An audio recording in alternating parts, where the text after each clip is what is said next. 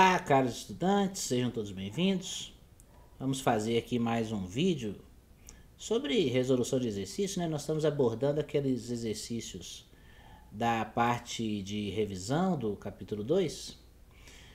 Eu lembro que a gente está fazendo alguns exercícios aqui com certo cuidado, porque nessa quinzena você foi convidado a ler até o conteúdo da seção 2.5, continuidade, né? E alguns exercícios aqui vão tratar de conteúdos que são abordados nas sessões posteriores, tá certo?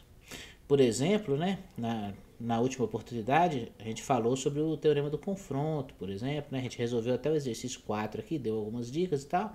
No teorema do confronto aqui foi aquele teorema que a gente voltou lá para ler a definição, né, para poder verificar direitinho como que o teorema é descrito no livro, né? Por causa do intervalo lá, né, onde o teorema diz que o x, né, a desigualdade tem que ser verdadeira quando o x está perto do A, né?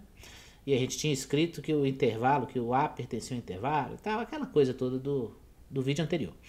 Bom, hoje a gente vai começar aqui no exercício número 5, mas eu vou fazer só a letra A, porque a letra A fala de assíntotas verticais. Assíntotas horizontais, que é abordado na letra B do exercício, você só vai verificar na seção 2.6, que é a próxima quinzena, tá? Então eu vou fazer o exercício número 5A, depois a gente comenta o exercício número 6 aqui, faz alguns desses exercícios. E eu queria também fazer um outro exercício aqui para frente, que fala, o exercício número 10, que fala sobre sobre inclinação de reta tangente, né? Ah, não, inclinação de reta tangente não, não dá para fazer ainda porque a gente não fez derivada, tá?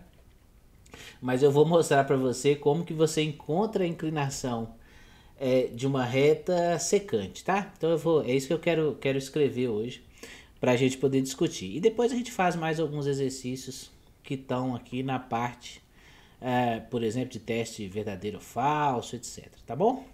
Então vamos lá. O exercício número 5, letra A, aqui, ele fala para você comentar sobre o que é, né? Qual é o significado de dizer que a reta x igual a é uma assíntota vertical, né? E ilustre as possibilidades, etc.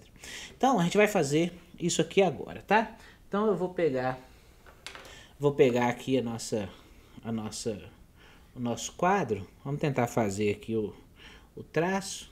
Vamos ver se funciona, né? Aqui, ó. Aqui, peraí, aí.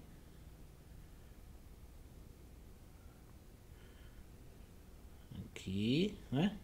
Aí você tem o eixo X, né? E aqui nós vamos ter o eixo Y. Não ficou muito bom não, mas vai servir, né? Então, eu vou escrever ainda um tracejado aqui, ó. Eu vou colocar um tracejado aqui e vou dizer que é o valor A aqui, ó. Quando corta o eixo X, é o A, tá bom? Vale A. Aí aqui você tem algumas possibilidades, né? Quer dizer, o X igual a A é a reta vertical aqui, a reta vertical. Quando que ela é uma assíntota vertical? Quando você tem uma função que ela se comporta, por exemplo, assim, ó, perto do A. Quando o x tende a A pela direita, não, aqui é pela esquerda, né?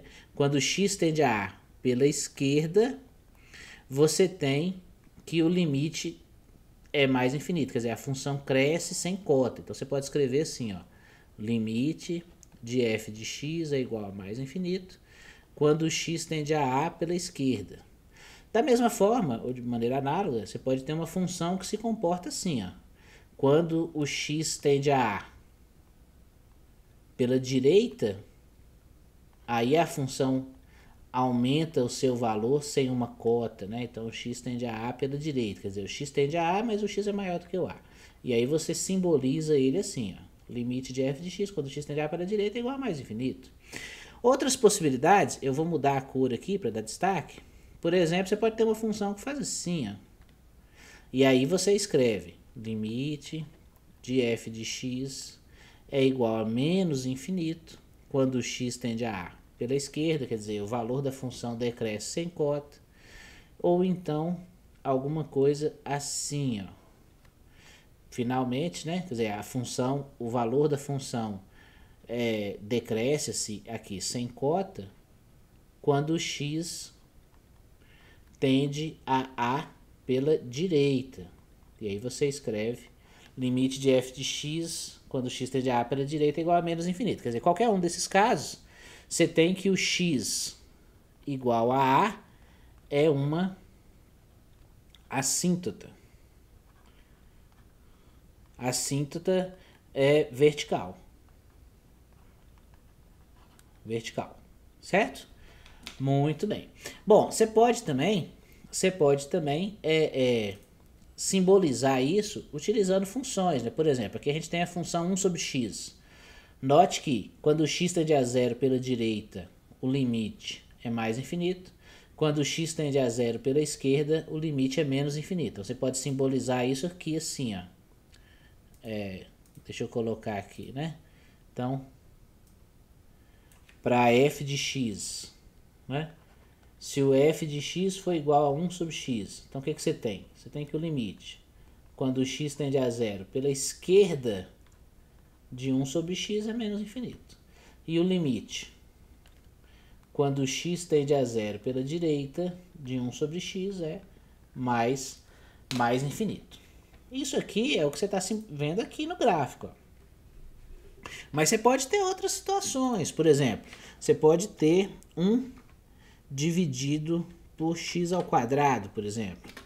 E aí, ó, você tem que quando x tende a zero pela direita ou pela esquerda, o limite é mais infinito. A função aumenta o seu valor sem cota. Então, como que você simboliza isso? Né? Você escreve assim, ó, se o f de x for igual a 1 sobre x ao quadrado, então você tem que o limite, quando o x tende a zero pela esquerda, é mais infinito. Mas também você tem que o limite de 1 sobre x, né? Vamos colocar a função direitinho, igual a gente está fazendo, né?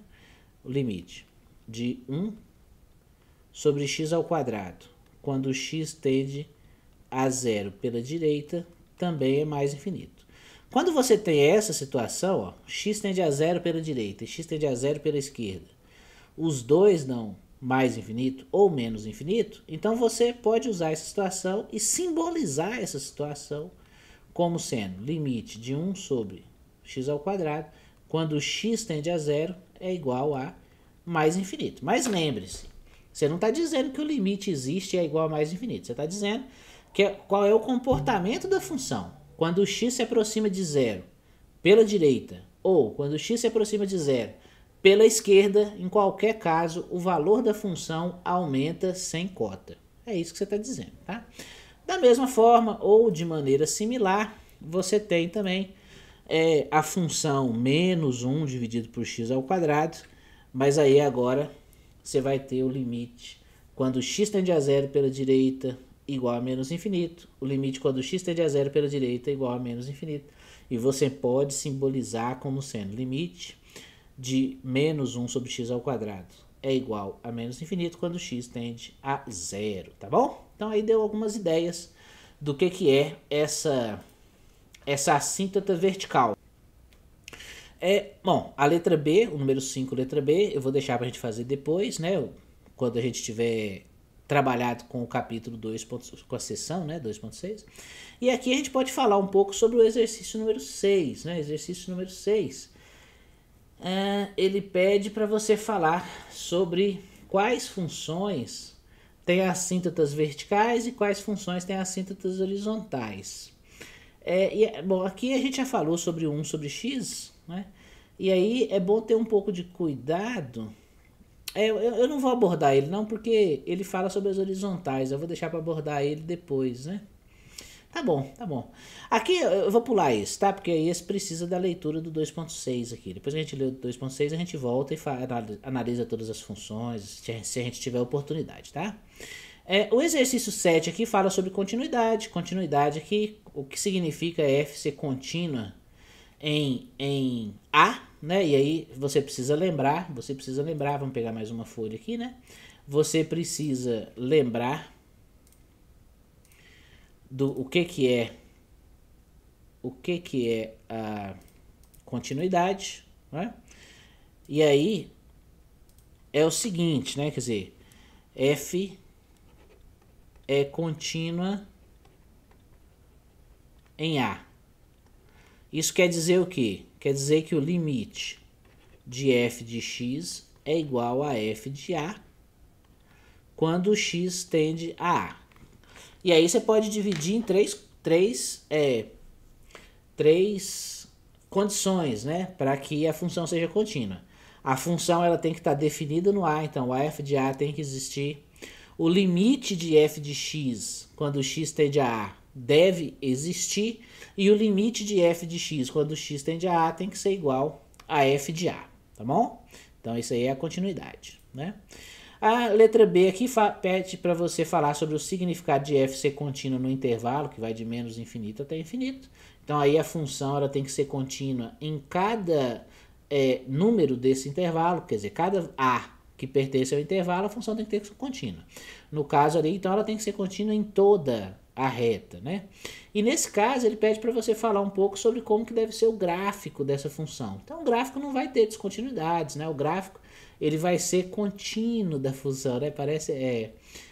Parece que tá enrolando, né? Quer dizer, o que é a função ser contínua no intervalo todo? Como que é o gráfico dela? O gráfico dela é contínuo, lógico. Então, o gráfico ele não tem descontinuidade, então ele não vai ter saltos. Ele não vai ter descontinuidade tendendo a infinito, né? Quer dizer, a função tende a infinito quando o x tende a algum A. Pense um pouquinho sobre isso aí, né? Qualquer coisa, mande essas dúvidas pra gente que a gente pode falar mais um pouco a respeito, né? Mas de forma geral, olhe lá aqueles casos em que a função não é contínua, por exemplo, a função não está definida em algum ponto, ou então o limite não existe em algum ponto, né? Os limites laterais existem, mas são diferentes, ou então a função tem uma descontinuidade infinita, né? Tende a infinito em algum ponto, etc. Quer dizer, essas coisas não podem acontecer porque a função é contínua, tá bom? Esse outro lado aqui a gente precisa ler as outras seções, então eu vou deixar um pouquinho, tá? E aí eu vou passar aqui para o começo desse teste verdadeiro e falso aqui, que ele também é interessante. E aí eu vou falar aqui no primeiro ali, né, no exercício número 1. Ali parece, né, parece que você está usando que o limite da diferença é a diferença dos limites. Mas cuidado, muito cuidado, né? O número 1 é falso. Por que ele é falso? Porque o limite, quando x tende a 4 da função 8 dividido por x menos 4, não existe. Não existe porque o denominador aqui tende a zero, tá bom? Então esse limite não existe. Da mesma forma, o limite aqui também de 2x dividido por x menos 4 também não existe. Então você não pode fazer isso, tá? Você não pode fazer isso. No caso aqui, a solução dele é bem diferente, né? Você não pode fazer essa continha aqui, mas você tem uma solução para isso, né? Por exemplo, você tem aqui, eu vou fazer direto aqui, né? Observação, imagina que você tem o limite, quando x tende a 4, vamos ver se eu lembro qual é a função, né? 2x dividido por x menos 4, não é isso? Menos 8 dividido por x menos 4, né? Você não pode aplicar propriedade porque o limite das funções envolvidas não existe, tá? Então você não consegue fazer propriedade, mas você pode somar, né? Você pode somar as frações aqui dentro, o denominador é o mesmo, então você simplesmente mantém o denominador e escreve 2x menos 8, e aí você ainda pode escrever limite, quando x tende a 4, 2 que multiplica x menos 4 dividido por x menos 4, e aí aqui, como o x tende a 4, então o x nunca é 4, você pode simplificar o numerador com o denominador, você vai ter limite, quando o x tende a 4, da constante 2, mas o limite da constante é a própria constante, então a letra A ali, o limite é 2, mas essa igualdade aqui é falsa. Essa igualdade é falsa, você não pode calcular assim, tá bom? Da mesma forma, o número 2 também é falso. O número 2 também é falso, não pode também, por quê? Porque quando x tende a 1, o denominador aqui é 0. Então, primeiro você tem que simplificar. Para depois verificar o que sobra e aí resolver. Vamos tentar fazer? Vamos tentar fazer esse? a gente tenta fazer esse, vamos ver se a gente consegue, né? Então, aqui ainda, ó, a gente quer calcular o limite quando o x tende a 1, e eu acho que eu vou ter que voltar lá porque eu não lembro mais o que é. Eu acho que é x ao quadrado mais 5x menos 6 no denominador. E no numerador é 6 e 7. Então vamos ver. É x ao quadrado mais 6x menos 7. Então, ó, quando o x tende a 1, se você calcular só o numerador, dá 0. Se você calcular só o denominador, também dá 0. Então você consegue simplificar. Você consegue simplificar. Como é que você simplifica isso aqui? Então você tem, ó, x ao quadrado mais 5x menos 6. Eu quero decompor, vou usar a Bhaskara, porque eu não estou conseguindo pensar aqui no que eu posso usar. Aqui vai ser menos 5, como é que é? Menos b, menos b mais ou menos, raiz b ao quadrado menos 4ac dividido por 2a. Então, menos b mais ou menos, raiz quadrada de b ao quadrado menos 4ac dividido por 2a. Então, o x aqui é menos 5, mais ou menos, raiz de 1 sobre 2. Então, você vai ter duas raízes, x igual menos 5 menos 1 dividido por 2, que é igual a menos 3, e você vai ter x igual a menos 5 mais 1 dividido por 2, que é menos 2, certo? Certo. Então, você vai ter aqui x ao quadrado mais 5x menos 6. Ah, não, aqui tá errado, né? Tá errado. Ai, tá errado. Ai. Aqui é menos 25, menos 4ac. Então, aqui é mais. Ei, então errou tudo. Aqui é 49. Ah, professor, era 49. Então, peraí, 49. Então, aqui é 7. Ah, agora sim, rapaz. Aí sim. Então, aqui não tá bom. Aqui também não tá bom. E aqui também não tá bom. Então, vamos embora ver se ficou legal agora. Menos 5 menos 7 é menos 12. Aí, menos 6. Ah, menos 5 mais 7. 2 e 2, 1. Bom, então, isso aqui vai ficar como, né? Vai ficar x mais 6, x menos 1. O outro aqui, o numerador é x ao quadrado mais 6x, né? Mais 6x menos 7. Vou fazer da mesma forma. Vamos ver se a gente consegue não errar o sinal de primeira, né? De primeira. Então aqui vai ficar 36 menos vezes menos mais. 4 vezes 7, quanto que é 4 vezes 7? 4 vezes 7, 28, dividido por 2. Então, o x vai ser igual a menos 6, mais ou menos, 36 mais 28, dá quanto isso, hein? 58, 64, raiz de 64. Tudo isso dividido por 2, o 2 ficou pequenininho ali. Aí, então, vai ficar x igual a menos 6, mais ou menos 8 dividido por 2. Então, você também tem duas raízes. Menos 6, menos 8 dividido por 2. Dá o que ali? Menos 14, menos 7. E o outro x é menos 6 mais 8 dividido por 2. Quanto que dá esse trem? 2 dividido por 2 dá 1. Né? 2 dividido por 2 dá 1. Então, aqui também vai dar 1. Aqui também dá 1. Então, você tem que x ao quadrado mais 6x menos 7 é igual x mais 7. Gente, que 6 é esse? É mais 7. Aí. X mais 7 vezes x menos 1. X mais 7 vezes x menos 1. Vamos voltar aqui, ó. E aí a gente consegue, então, aqui a gente tem o numerador é x mais 7 vezes x menos 1. E o denominador é x mais 6 vezes x menos 1. Como você está calculando o limite, então agora você pode simplificar x menos 1 e x menos 1. E o limite que você está procurando, então o limite equivalente, né?